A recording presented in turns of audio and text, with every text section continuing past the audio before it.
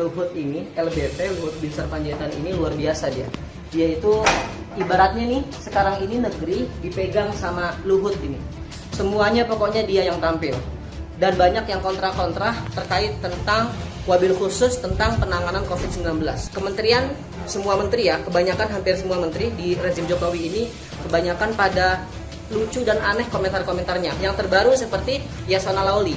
Yasona Lawli ingin mengeluarkan banyak narapidana dari penjara. Lah enak banget dong yang koruptor keluar begitu aja. Ngomong DPR itu saya nggak ngerti, kita ngomong tentang manusia apa bukan gitu loh.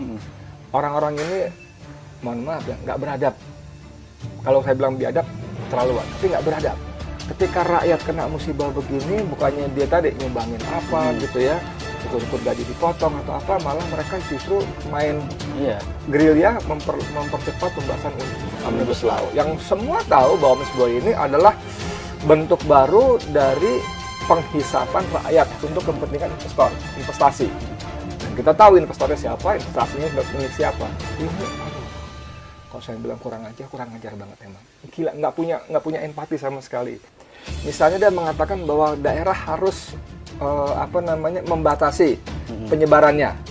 Lalu Gubernur DKI melarang ajak keluar masuk DKI. Tiba-tiba Menteri Keuangan et interim, Menteri sekaligus Menteri ASU, perhubungan, ASU ya, atasi segala urusan, itu membatalkan. Bayangkan ada perintah presiden dilaksanakan oleh kepala daerah, dibatalkan oleh Menteri ASI. Jadi ini posisinya itu sebenarnya menteri ini perdana menteri atau apa sih? Udah gitu alasannya belum dikaji dampak ekonominya. Lagi-lagi orang satu ini, si Opung ini, otaknya duit. Gila banget.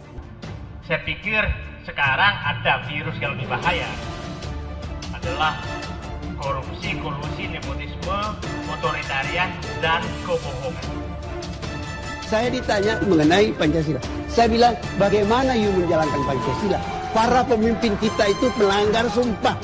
Ini negeri yang paling banyak melanggar sumpah adalah orang yang kita pilih.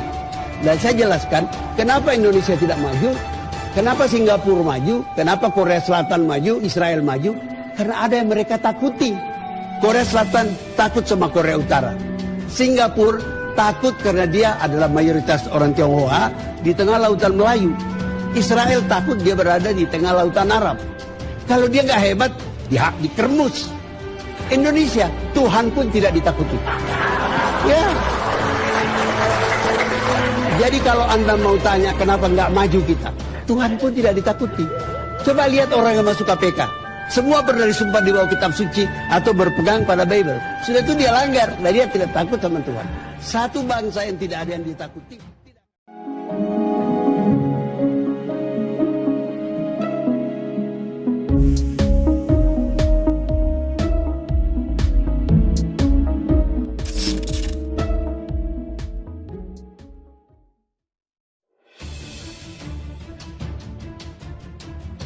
Said Didu pernah tolak uang diam 300 juta. Permintaan Luhut mustahil untuk dipenuhi. Halo sahabat, kembali channel kami Berita Rakyat menyuguhkan satu informasi untuk Anda tentang sesuatu yang ada di Indonesia dan patut kita ketahui untuk bersama. Inilah Berita Rakyat selengkapnya. Said Didu pernah tolak uang diam 300 juta rupiah. Permintaan Luhut mustahil dipenuhi. Gelora.co.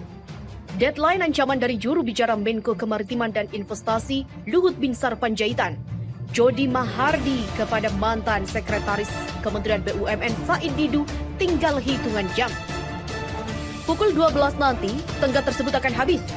Politisi Partai Demokrat Panca Cipta Laksana tidak yakin Said Didu akan memenuhi permintaan Jody Mahardi untuk meminta maaf kepada Luhut atas komentar di YouTube berjudul MSD mengatakan Luhut hanya pikirkan uang, dan uang.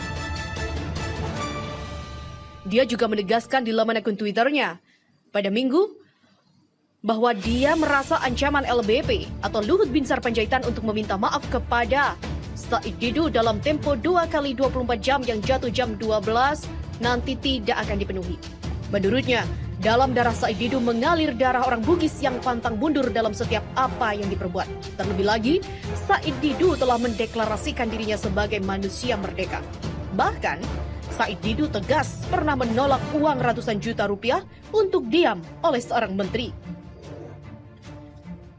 Dan tadi malam, manusia merdeka ini bercerita rela kehilangan penghasilan 300 juta rupiah lebih sebulan tetapi disuruh diam sama Menteri BUMN. Begitulah tutupnya sembari mengunggah foto bersama Said Didu. Prodem bersama Said Didu melawan virus anti-demokrasi Luhut yang lebih bahaya dari corona. Langga Menko Kemaritiman dan Investasi Luhut Binsar Panjaitan mengancam akan mempidanakan mantan Sekretaris Kementerian BUMN Said Didu merupakan bentuk kedunguan dalam berdemokrasi. Begitulah terang Ketua Majelis Jaringan Aktivis Pro Demokrasi atau Prodem, Iwan Sumule menanggapi rencana Luhut mempidanakan Said Didu karena menyebut pikiran Luhut hanya uang dibandingkan virus corona. Tindakan Luhut bukan saja langkah keliru, melainkan juga dapat membunuh demokrasi di negeri ini. Terlebih, para penguasa dan para pendukung umumnya menempuh jalan ini untuk menghadapi orang yang keras mengkritik. Padahal, apa yang disampaikan Said Didu juga ada dasarnya.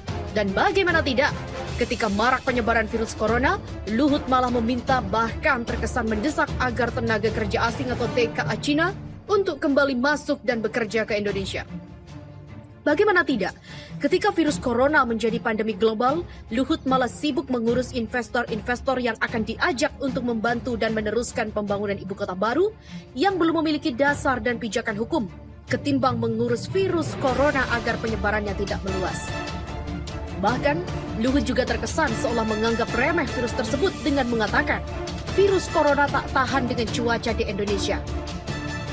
Sementara bagi Iwan Sumule, pernyataan dari Luhut selalu kontroversial dan terlihat tidak berempati pada rakyat yang sedang ketakutan atas pandemik virus corona yang sedang kesusahan ekonomi. Bertameng Undang-Undang ITE, penguasa acapkali membuat rakyat takut, ditangkap hingga dipenjarakan. Ketua DPP Partai Gerindra itu menilai ancaman kebebasan berbicara di era Jokowi sebenarnya lebih menakutkan dibanding ancaman virus corona. Jika virus corona menyerang paru-paru, sementara virus anti-demokrasi menyerang otak, menyusutkan isi otak, dapat membuat daya pikir menurun drastis, sehingga dampak yang paling menakutkan adalah mereka yang terinfeksi virus anti-demokrasi akan menjadi dungu. Sedangkan mereka yang sudah terinfeksi virus corona bisa sembuh dengan sendirinya jika memiliki antibodi yang kuat. Akan tetapi, mereka yang terinfeksi virus anti-demokrasi tidak ada antibodi dalam tubuh yang dapat melawan virus anti-demokrasi ini. Paling berbahaya adalah ketika mereka yang terinfeksi virus anti-demokrasi diberi kekuasaan atau memiliki kekuasaan negara. Sebab mereka dapat membunuh hak-hak asasi, hak-hak yang paling dasar yang dimiliki oleh setiap orang.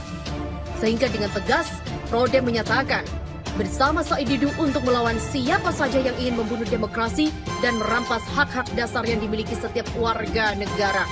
Begitulah dikatakan Iwan Sumule. Presiden Joko Widodo dan Menteri Koordinator Maritim dan Investasi Luhut Binsar Panjaitan atau LBP dinilai tengah melawan takdir di tengah pandemik virus corona atau COVID-19. Ketua Aliansi Anak Bangsa AAB, Damai Hari Lubis mengatakan, di saat pagebluk COVID-19 ini semakin memperlihatkan ketidakmampuan Presiden Jokowi memimpin Indonesia menjadi lebih baik. Hal itu dapat terlihat dari beberapa upaya dan tindakan pemerintahan rezim Jokowi yang telah dilakukan dalam memimpin Indonesia. $1, Rp20.000, Corona terus tekan RI dan sang imam dari kota suci Mekah tidak berhenti memberikan perlawanan dan penelanjangan pemerintah RI atas penegakan hukum yang ngawur, ditambah pola penanganan COVID-19 yang tidak becus. Begitulah kata Damai Hari Lubis. Damai pun menilai Presiden Jokowi dan Menko Marvels LBP tengah melawan takdir. Maka Aliansi Anak Bangsa menganggap Jokowi dan Luhut sedang melawan takdir. Bukan tanpa alasan, Damai pun membeberkan usaha dan bentuk pemaksaan penguasa rezim Jokowi.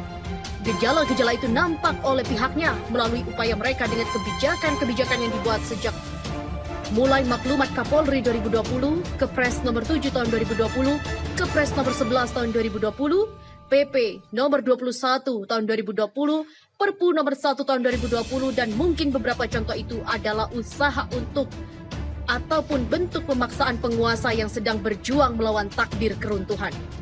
Dengan demikian, Damai menyarankan agar Presiden Jokowi untuk mengibarkan bendera putih atas ketidakmampuannya mengelola Indonesia menjadi lebih baik.